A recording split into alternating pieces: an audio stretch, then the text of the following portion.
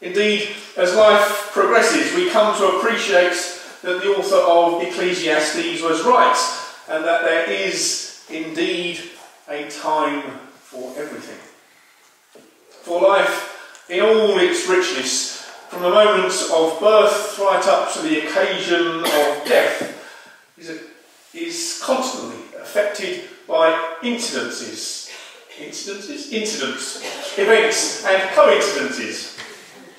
And in between our birth and our death, we tend to move almost carelessly from one moment to the next. And while we may at times manage to retain some measure of control on our own lives, we are in no doubt that we have absolutely no control over what appears to be the chaos of the universe around us.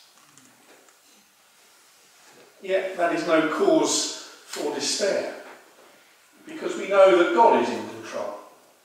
It is He who created the world and the universe that we know, and He created us as well. This means that we can trust in Him to be with us through all the seasons of our lives, and that even when times are tough, He will walk beside us and hold us close. As Paul reminds us in his letter to the church in Rome, there is nothing that can come between us and the love of God.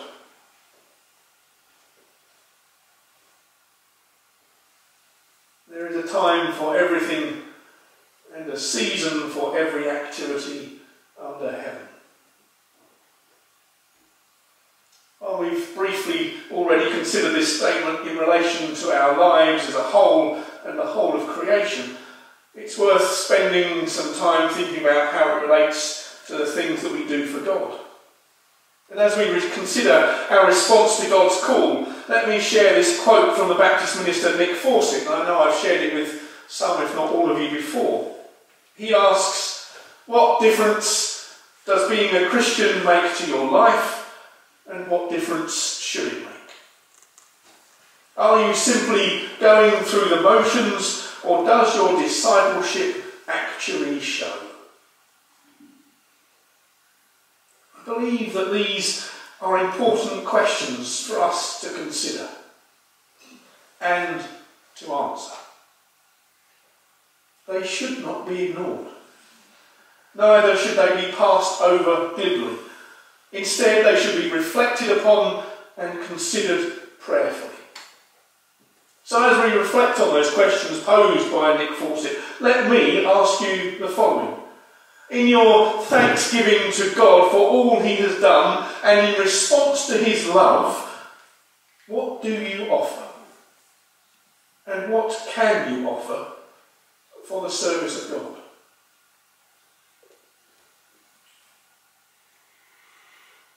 And what difference does it make to your life that you follow Jesus?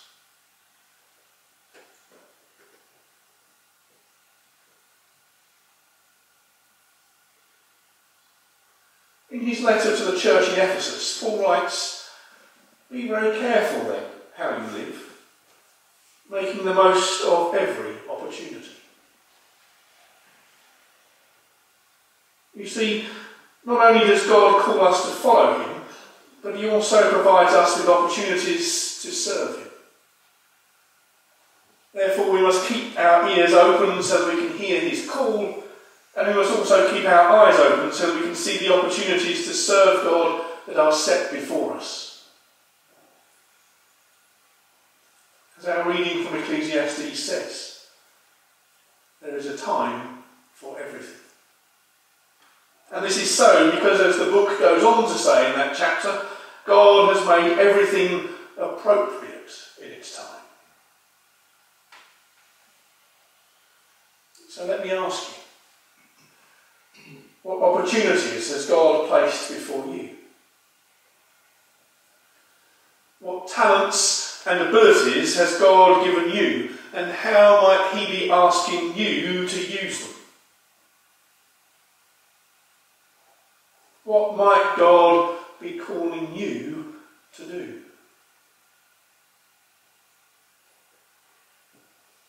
There is a time for everything.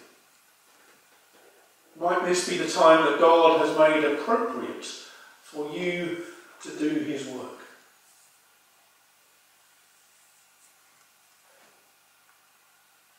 These are important questions for each of us in our individual lives and our own personal walk with Christ. But they are just as important and even take on a new dimension when we consider them in the light of the challenges that we see before us as churches. What has God called us to do?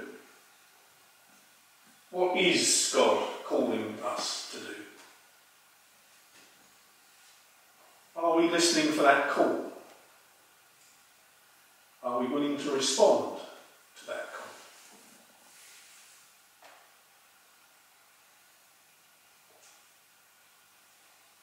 Yet even as we consider those questions, I think we also need to reflect upon the rest of the first verse of Ecclesiastes chapter 3. For while we focus on the reality that there is a time for everything, we can all too easily miss the fact that the rest of the verse says something else to us. We need to remember that the verse also goes on to say that there is also a season for every activity under heaven. Now, at first glance, this seems to be a tautology. The two parts of the verse appear to be saying the same thing. Perhaps the author does so for emphasis, using a rhetorical device to make their point. But while that may be the case, I think there is something else that we can glean from these particular words, and which is borne out by the list of actions and activities that then follow that initial statement. For there is an important point located in the word season. Yes, there is a time for everything. But we can rush into thinking about what we can take up and start doing without thinking further.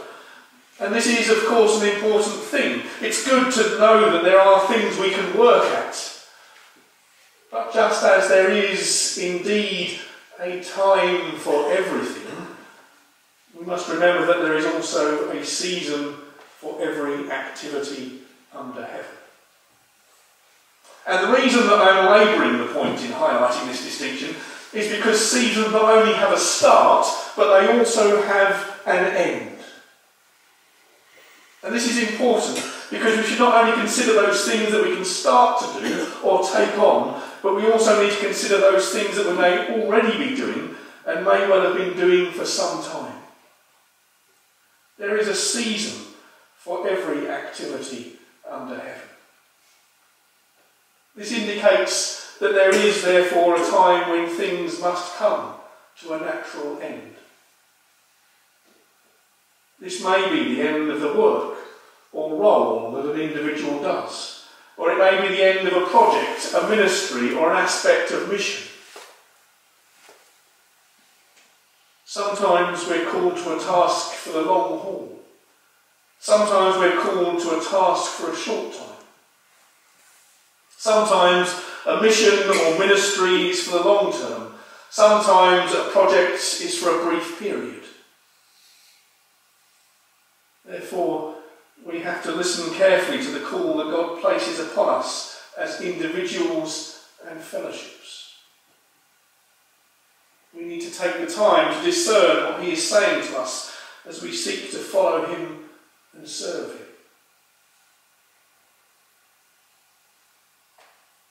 This is where the challenge becomes real for you now. For what is God saying to you as churches? Is God calling you to continue with things as they are, with the things you currently do? Is God saying to you that a particular season has come to an end? And if so, is he calling you to new and exciting things in your particular place? Or is he asking you to move on in different places and in different ways?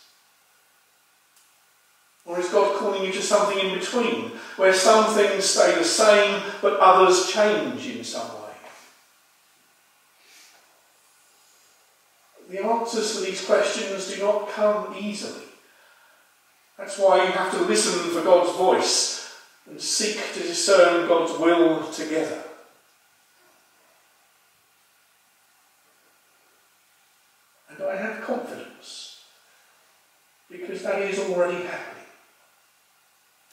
There are ideas in each of the three churches for how to progress the work of God, how to progress the mission of the church.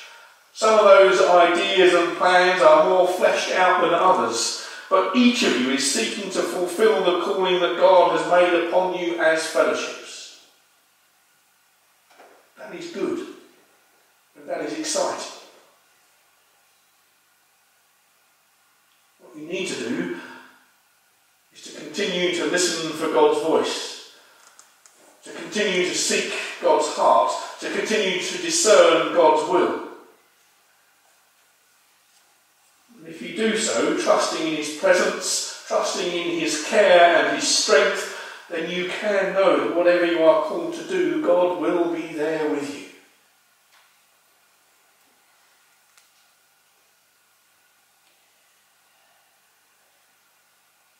As I prepare to take leave of you here this morning, let me encourage you not to be downhearted. Please don't celebrate too much either. There are challenges before you, we all know that. Some of them cause you to worry, some of them cause you to be concerned, some of them may even cause you to fear. But whether you discover that this is the end of one season, the beginning of another, or simply the middle of the current one, you should know that God will be with you. And when he is with you, anything is possible.